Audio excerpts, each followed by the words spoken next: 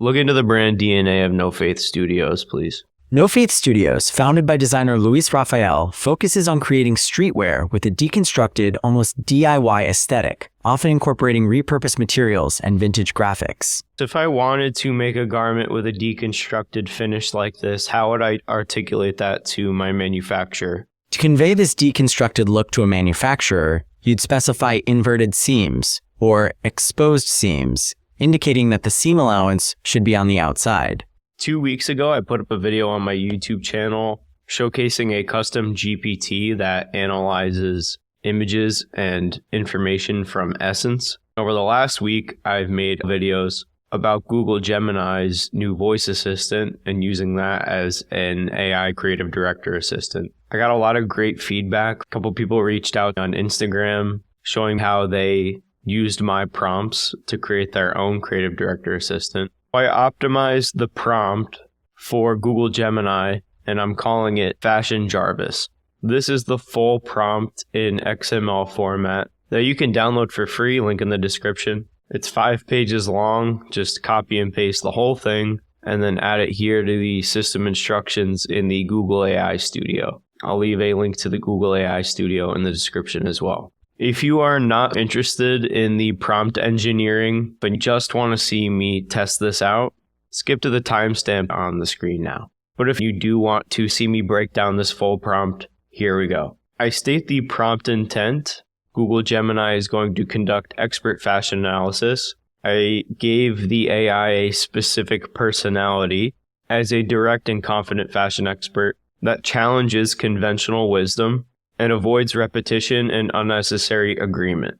The reason why I added these two elements is so it doesn't just repeat my ideas back to me. I don't want it to just agree with me and provide fluff responses. I also don't want it to assume that I know everything that I'm talking about. I get things wrong. I define the tone of the conversation as natural and conversational, but technical when discussing construction of garments. I defined a specific communication style with key principles, like always engaging in natural dialogue without repeating the user input, challenge the user's assumptions and provide alternative viewpoints. If you watched my last few Google Gemini videos, you'll notice that the AI will confirm by speaking out loud that it knows what I'm talking about. I assume that it knows what I'm talking about. I don't need it to confirm like, okay, got it. You are looking for this type of thing. Let's do that. I don't need that. I want to cut all that out. That's just fluff to me. Present direct analysis and insights without hedging and maintain professional disagreement when warranted. So those are the key principles for the communication style. And these are elements that are prohibited. The AI is prohibited from parroting user statements, unnecessary agreement, understanding confirmations, and hedging language. In the next part of the prompt, I define the role. You are a luxury fashion AI consultant with expertise in designer analysis and garment construction. The objective is to analyze fashion images through multiple lenses like design elements, brand identity, and market positioning. The scope is defined to focus on both visual details and broader industry context. It looks for connections between specific design elements in fashion to market trends and brand heritage. This will give us a better idea of why brands pick certain color palettes for certain seasons or pick certain materials for certain seasons. They might pick wool during winter and linen during summer. It's a basic example just off the top of my head, but hopefully you get the idea. Next, I define the analysis framework.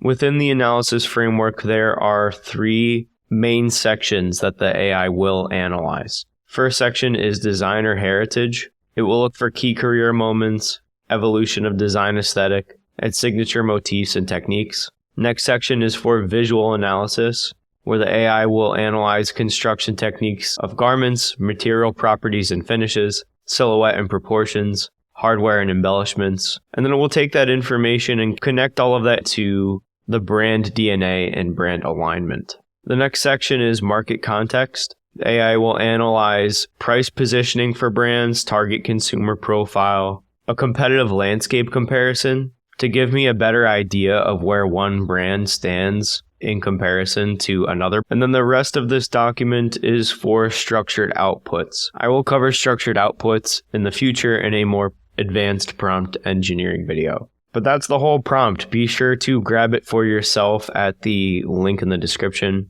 It is free. I do see people on YouTube charging like $50 for a handful of prompts that are like, imagine you're an expert creative director. It's as if people just learned about persona modeling for the first time and then immediately jumped on trying to monetize it. But I say fuck all that. Just grab this for free and try it for yourself. Link in the description. All right, so I'm going to copy and paste that prompt into the system instructions here in the Google AI Studio. I'm going to make sure Gemini 2.0 Flash Experimental is on. We're going to press start recording and then select video source. I'll share my screen and then switch over to Essence. I'm looking at this Essence listing and I see a cool product here from No Faith Studios. It's called the Brown Hood Bomber Jacket. Now I'm on the Essence page. I'd like you to take a look at this page, analyze the brand name, the product, the description of the product, the materials and fabrics, and then give me your analysis of this garment. The jacket is described as brown, with a loose fit made from a garment washed in heavyweight cotton blend. I see raglan sleeves, ribbed cuffs, and a zip closure. The flat pocket on the left sleeve indicates an aviator influence.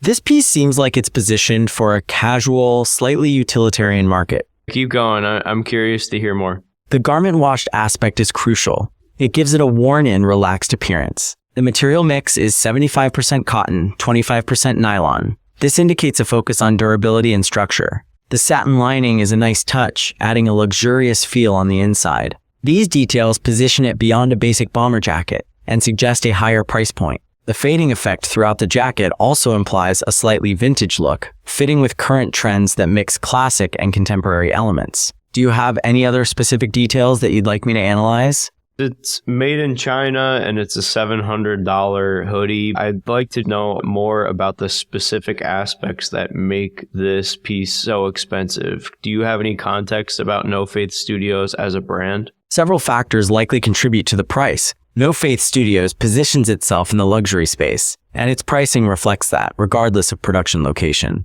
Their brand identity emphasizes a blend of streetwear and high-end design, targeting consumers who value the aesthetic over traditional luxury craftsmanship. The garment wash process and the use of satin lining do increase production costs and therefore affect the final price as well. Do you find that this price is not justified by the garment? I think I would need to get more immersed in the brand's culture and check out their website and social media first to see if I really align with the aesthetic of the brand to justify a price point like that. However, I am curious how I can learn from this for my own brand. For context, I am a designer and a brand owner. I produce some of my garments in China. I produce some of my garments in the US. For hoodies and bomber jackets, I typically charge around $150 to $200. And I'm wondering what I can do to align my brand with No Faith Studios market. I have ambitions to eventually sell garments at a similar price point, but I find it's challenging to get from point A, where I currently am, to point B, where No Faith Studios is. What do you think? Given your design and brand ownership context, it makes sense that you're scrutinizing No Faith Studios' price point. To align your brand with their market, you'd need to focus on more than just construction details. The perceived value of the brand, its associated lifestyle, and its distribution network are essential elements to consider. Creating that sense of exclusivity and high-end appeal is crucial, and often relies on storytelling, a cohesive brand aesthetic across all platforms, and leveraging that to create a perceived demand for your goods. It's not just the product, but the lifestyle and perception that goes along with it. What aspects of their brand aesthetics do you admire most? Well, you mentioned, I believe you said distribution. Can you repeat that and elaborate? Yes. Distribution channels play a critical role in positioning a brand and justifying its price. No Faith Studios is stocked at high-end retailers like Sensi, which signals luxury and exclusivity. The limited access that comes with carefully chosen retailers adds to the perceived value. They also likely have a tightly managed direct-to-consumer online presence.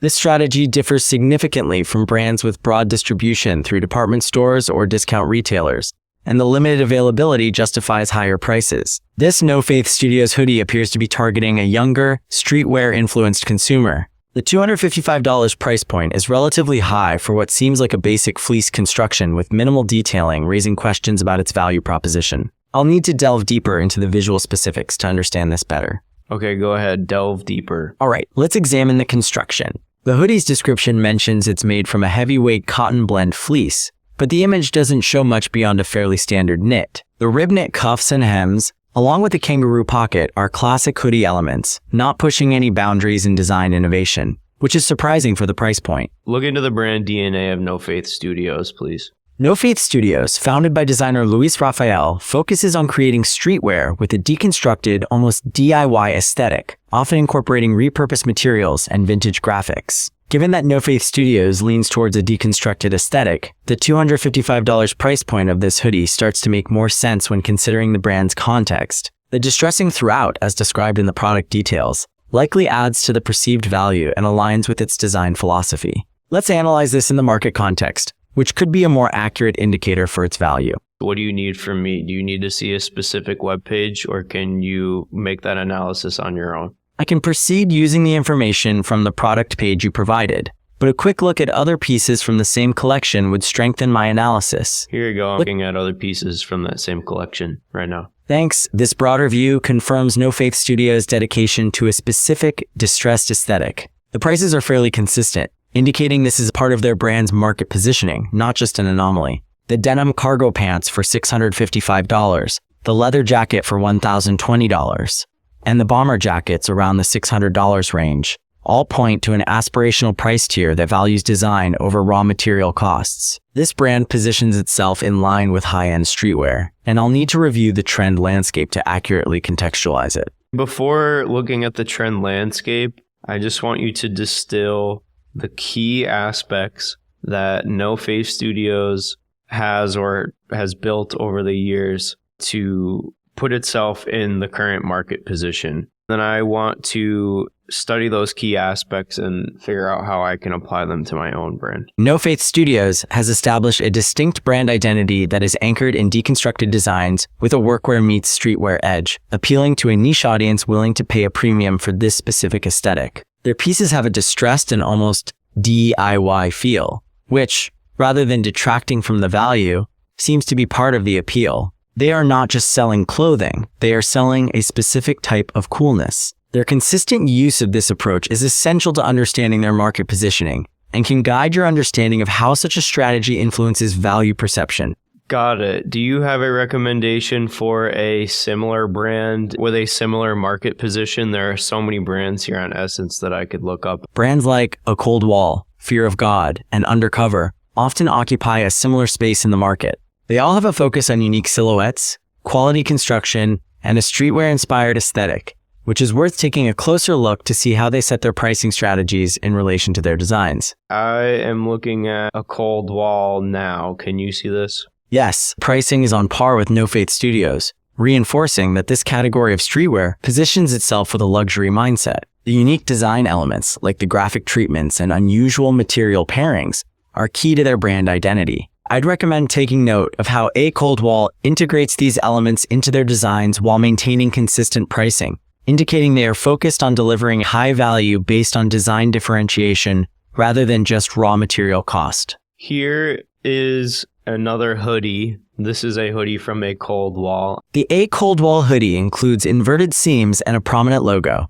with a noticeable faded effect throughout the fabric, which gives it a more avant-garde feel than the No Faith hoodie. Compare fabrics and pricing. The No Faith Studios hoodie is a 90% cotton and 10% nylon blend, while the A Cold Wall hoodie is 100% cotton with 4% elastane trim. The No Faith Studios is priced at $217, while the A Cold Wall hoodie is $331. Note, the A Cold Wall hoodie is listed as 10% off the original price. While the No Faith Studios hoodie might lean towards a younger audience, A Cold Wall's product attracts consumers who value avant-garde aesthetics and are familiar with high-end streetwear, even though it is still a hoodie. The A Cold Wall brand's reputation could justify the higher price, despite the similar silhouette. Should we look closer at construction techniques to see if there's more evidence for this positioning? I'm interested in the construction techniques here on the seams. Can you elaborate on that?